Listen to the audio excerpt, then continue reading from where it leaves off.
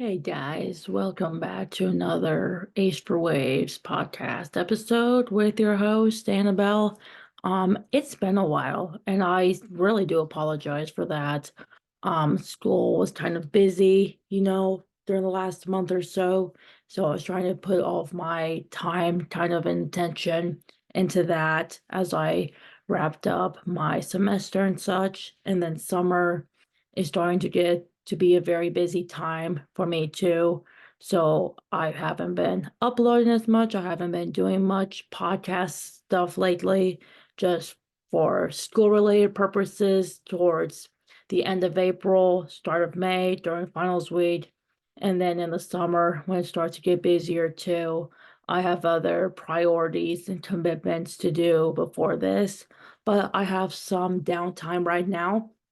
So I decided to record just a little segment here. And this time I want to talk about something that I've seen in the sports media recently.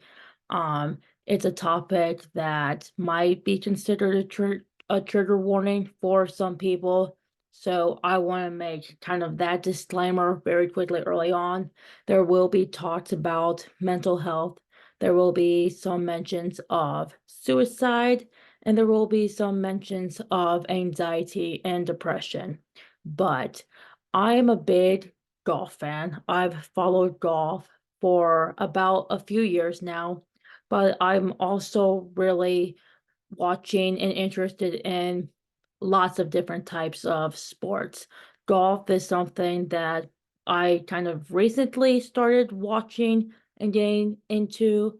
Like I mentioned, it was probably only 2 years ago when I started watching golf more regularly, and that was because of my younger brothers who started watching it, then started to kind of play it. They got me hooked, but I also watch NBA. I watch college basketball. I've watched a few MLB games. I know what goes on kind of in the NHL, the National Hockey League. I know there's stuff going on in the WNBA right now. Obviously, we have tennis, both men and females tennis competing. There's lacrosse, there's field hockey, there's many different types of sports. And all of the college sports too. There's college basketball, college baseball, there's swimming, there's college golf, college tennis, just lots of sports right in general. And I've been trying to watch more sports now, obviously with a sports podcast, but it truly is something that I am interested in. And I want to learn more about the sports that I don't know a lot about so it can deepen my knowledge and deepen my understanding. And I can kind of feel more empathy and more sympathetic towards these athletes who go out and compete in their different sports every single day.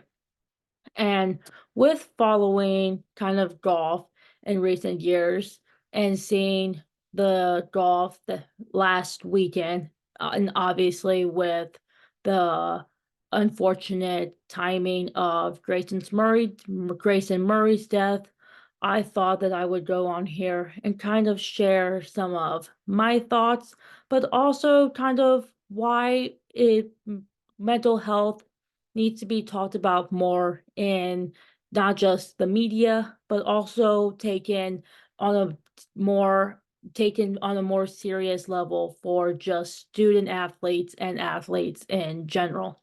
If you, for my non-golf fans, if you don't know, Grayson Murray was a golfer on the PGA Tour. He was 30 years old but at the time that he passed.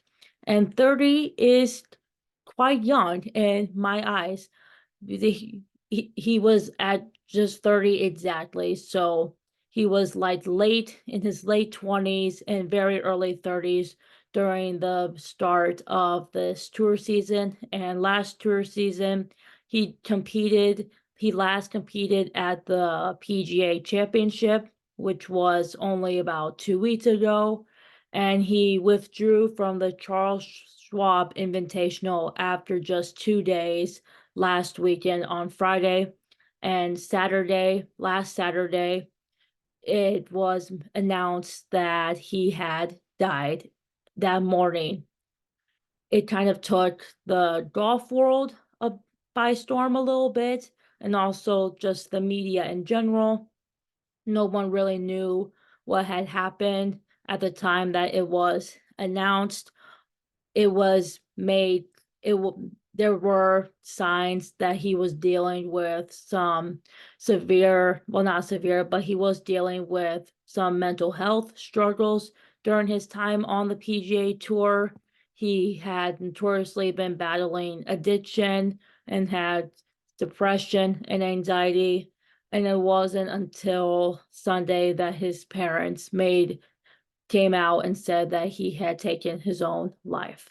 He did die by suicide, but for people that kind of knew him and knew who he was personally, just outside of golf, I think that he was kind of headed towards that path. But you know, we you never know what could be going on in a person's mind. And even though it was clear that Grayson Murray was dealing with some severe mental health stuff, I don't think any of us really knew the full extent of of where that was going or what it might have led to. Death is very unfortunate for anybody, and I think that we can all agree on that. You never want someone to take their own life, and it affects people, and it affects them personally. Even for people who didn't know Murray all that well, people still felt affected by his death. I know quite a few golfers spoke out about his unfortunate passing. I know that some of the golfers were wearing green ribbons on their hats and to support and to show their support and show their sympathies for his family and just for advocating for mental health in general. And suicide is not a subject that we should take lightly at all. Suicide is obviously when a person or somebody in general just ends their own life to get away from it all. I'm not saying that what Grayson Murray did was the right choice, and that's not something that I feel like I can speak about because I don't know him all that well personally, and that feels like an invasion to speak on behalf of somebody whose story that I don't know at all. But so I guess what I'm trying to say here is that even though you might not know somebody behind the face of, a sport, we can all still feel sympathy, and we can feel sorrow, and we can just feel on behalf of the family that he left behind, for his family, for his fiance. I know that he was supposed to get married, and now that's not going to happen for him and his fiance. And it's really sad. It's really sad. We should not take it lightly at all. Um, and it's barely been a week since this has happened. At the time of me recording this, which is on a Friday, tomorrow, Saturday, would be exactly 1 week since his passing. And to think that he had last played a full PGA tournament at the PGA Championship, his last major, and I think he finished in the top 15 or the top 20, I believe, which kind of makes it all the more sadder in a way. And he had potential to be a really great golfer. I think he was a good golfer. He might not have won lots of tournaments. He certainly wasn't in the realm of Scotty Scheffler. He wasn't in the realm of like Alexander Schauffele, who's been on fire recently. he wasn't in the same realm as Rory McIlroy, but he was still good. He made the cut, I believe, at both the Masters and the PGA Championship. He has won on the PGA Tour before. He is a PGA Tour winner. And like I mentioned before, he was only 30 years old. And 30, especially in the golf world, is kind of young. I know there's half of the golfers, I believe, on tour right now who are on the PGA Tour are over the age of 30. There are a few golfers below the age of 30 and some of them who are in their early 20s. So I consider 30 to be fairly young still. And I believe that he had potential to put his name up there on tour, just the way that he was playing consistently this year. And he was in the Charles Schwab Invitational, but eventually withdrew, citing illness as that reason. But the reason I bring this up to you guys is because we don't know the full extent of where his mental health was, and that's not something that we can pry into nor question. Only his family knows the full extent of where that goes, and we should all respect that privacy and respect it on behalf of his family. But mental health and sports is drawing kind of like downhill from here.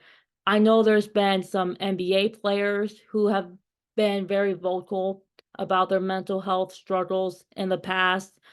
I don't hear much of MLB players talking about mental health, but then again, I don't really watch the MLB as much as some other sports, so I don't know how accurate that is. I know there's been a few golfers who have spoken out about mental health. I think college basketball athletes and student athletes have been very vocal about it too. And this goes for both men and women's sports, obviously, right? I can't talk about mental health on the men's side without mentioning the women's side of mental health too. It all goes all together, but we I don't hear much about mental health like advocacy and support in the media as I would hope. And kind of that that kind of disappoints me in a way because people should feel like they can be vocal about their mental health. They should feel like they have a community and they have support. They have a fan base who will support them, who will encourage them, who will provide them with some safety and security that other people really can't. And like I said, it's not something that we should take lightly at all. Mental health is a serious topic and it's a serious discussion. Um, Mental health can mean anything. It could mean depression, it can mean anxiety, it can mean some thoughts of, death and so much more. It's and even if we don't really truly understand what their mental health might be like, if they talk about it, we can go off of that and we can do our best to support these athletes and be on their journey with them, either towards like recovery or helping them work through it. Student athletes in general are, I think, at the very tip of the iceberg when it comes to mental health, because with student athletes in particular, they're not just playing a sport at the professional level. They're not just playing these sports for fun, even though it can be like that in some way, shape, or form. But they are also going to school. They are a student first. They are focusing on working towards their degrees or their diplomas, their certificates, whatnot. They are going to school to learn, and they are going to school to be educated and expertise, as I like to put it, in their field of study. They are a student first, which means academics come first. Then they get to do the fun stuff, which is athletics. And I think there's a lot of pressure on student athletes to be good at both things and both things equally. They have to maintain a certain GPA so they don't lose their scholarships and they can remain on the same team.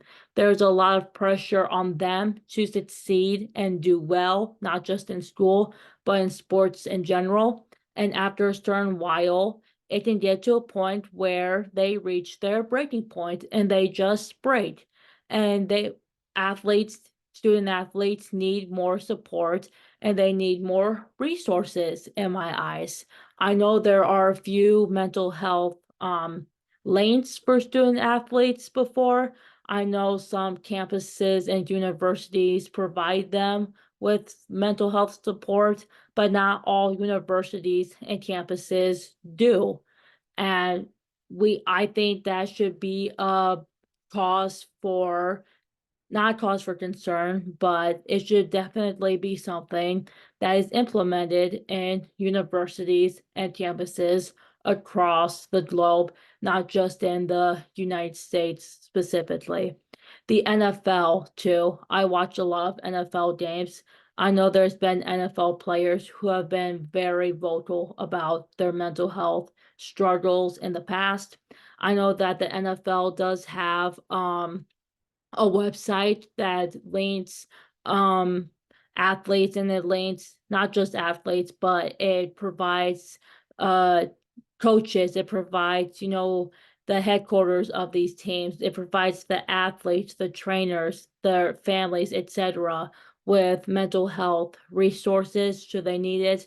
I know there's the NFL Lifeline, which is a 24-hour lifeline that athletes can call, and they can speak to a qualified professional if they are going through a mental health crisis.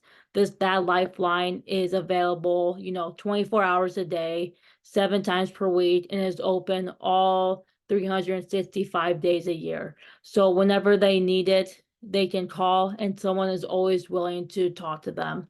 I don't know if the NBA has that. They might. And again, I don't watch a lot of MLB, so I don't know if the MLB has that same support too. But the NFL doing that right there is bringing awareness to mental health. And I think all professional level of sports should have that like lifeline or just that mental health resource in general. I don't know. I don't know if the NHL has that thing too, but they should. And having that access for free, you don't have to pay anything at all. The NFL does not require that the athletes, the trainers, coaches, etc., that they have to pay for it. It is a free resource, again, that is available 24 hours a day, 7 times per week, open all 365 days of the year. So that's that. And that is, I I applaud the NFL for doing that, for providing their athletes with that resource, which is a big resource. I know it is confidential, so they don't have to worry, athletes don't have to worry about what they're talking about, getting leaked and stuff. It stays private and it stays strictly between the athlete themselves and that qualified professional.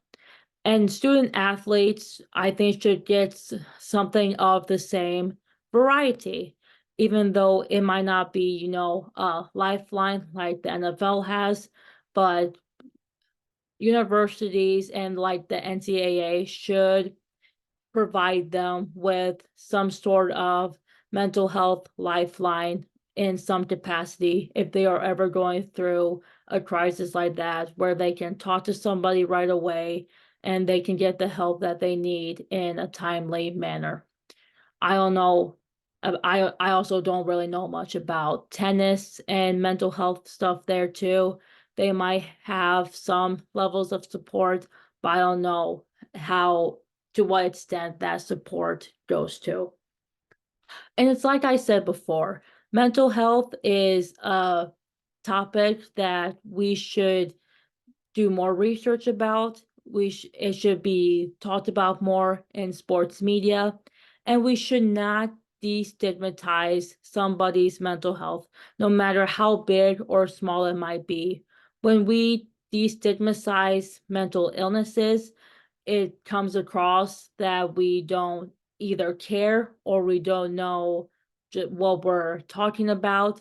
So the more that we get educated and the more research that we do of these certain mental health crises and struggles, the more that we can do our part in raising awareness, and the more we can do our part in kind of being that support system, as I like to call it, for these athletes. And again, this goes for all sports in general. I know I just talked about the golf. I know I talked about golf, and I used an example of what had happened last weekend. But mental health, it goes on in every single sport, not just golf. It goes on in basketball. It goes on in baseball. It goes on in football, in hockey, in tennis, and even like ping pong, swimming, cycling, lacrosse, field hockey, soccer, every single sport. It's not just limited to one sport in general. It's all sports across all platforms, and it affects all genders. And to kind of conclude this episode, I want to leave you guys with this. If you're ever going through a mental health crisis, if you're ever going through your own personal issues with mental health and struggles, please talk to somebody that you trust.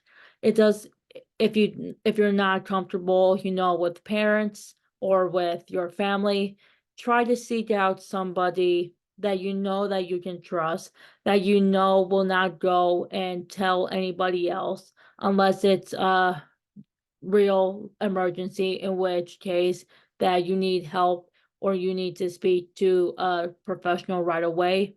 But please talk to somebody if you're going through something. It could be a trusted adult, it can be a teacher, it can be a very close friend, maybe like a supervisor, a coworker, whoever. But try to find your support system and latch on to it. Like I said, mental health is something that we should not take lightly. It should be taken as seriously as possible. And if you are not given the support and you're not given what you feel like that you need for your mental health to succeed and be the best version of yourself, then try seeking out help from qualified and certified professionals. There's nothing wrong with talking to a therapist and going to therapy if it's going to help you and it's going to help you feel better about yourself. I know we have assumptions and we have stereotypes about therapy. Sometimes therapy really does work for people, and that is amazing. Some people who might go to therapy come out of it feeling better about themselves and their life in general, and that's great. Some people also find therapy to not be for them. They find it not to work for them, and that is also okay. Therapy is not for everybody, and even though we get told sometimes that therapy is supposed to fit us, therapy is not supposed to fit us. Therapy is supposed to help us. It doesn't mean that we're going to be fixed right away. It's not going to fix our problems in the world. There's nothing that we need to fix about ourselves, but it helps us sometimes. Therapy can help us see that what we need to do to make improvements, and it can see what we need to do to kind of find a balance between a healthier lifestyle and make little small changes in our daily routines. I find that therapy is also just great if you need to talk and you need to vent and you just need somebody to listen to you. If you can vent for 30-40 minutes and just get everything off your chest, and sometimes just venting can be therapy in itself. It can be talking and getting stuff off that we are holding on to, and finally kind of speaking it into existence can free ourselves. It can free us from our minds, and can just free us from all the emotions that we are bottling up. Again, therapy is not for everybody, and we should all kind of respect that. We shouldn't force people to go to therapy if they really don't want to. We can't force anyone into doing anything, but it is a plausible solution for getting someone help for their mental health. There are other solutions out there, not just therapy, and you can kind of do research on your own about that. But again, if you're going through something, just please talk to somebody, find a support buddy, find a support network there, and hold on to it, because you never know when your last day on earth might be. You never know what someone you know really well might be going through. And tell people that you love them. Tell people that you appreciate them. Life is way too short to not tell the people that you love how much you appreciate them, how much you care for them. And every chance you get, just make sure that you tell somebody that you love them. It can be a family member, it could be a best friend, it can be, once again, like a coworker, maybe another long distance relative, whatever. But let the people you know, let the people that you know, um, let them know that you care about them, is what I'm trying to say. And with that, that is, I think, going to conclude this episode for today. Thank you for listening. If you're listening on Spotify, if you're watching this, thank you for watching, I guess. I'm going to try to put out some more main episode soon. Hopefully, if I get the chance to. I think I'm going to work hard on kind of writing out some written content and hopefully get into a pattern of uploading more frequently. But like I said, summer is going to be a very busy time of year for me. But I will try my hardest to get more main episodes out more frequently. I can tease that I have one written I have some content written out already for future episodes. I have one about media bias that I'm hoping to do within the next 2 weeks or so. There's the US Open for golf coming up soon. I hope to do kind of an episode about that, maybe with a special guest. And the Summer Olympics are in July, which is just, I guess, if this comes out on Friday, um over a month. If it comes, well, yeah, in a month, we'll be in June, July, and then August. It's hard to believe that in 2 months it's going to be August already. That is crazy. But again, guys, thank you for listening. Thank you for watching to the Ace for Waves podcast, and I'll catch you on the next one.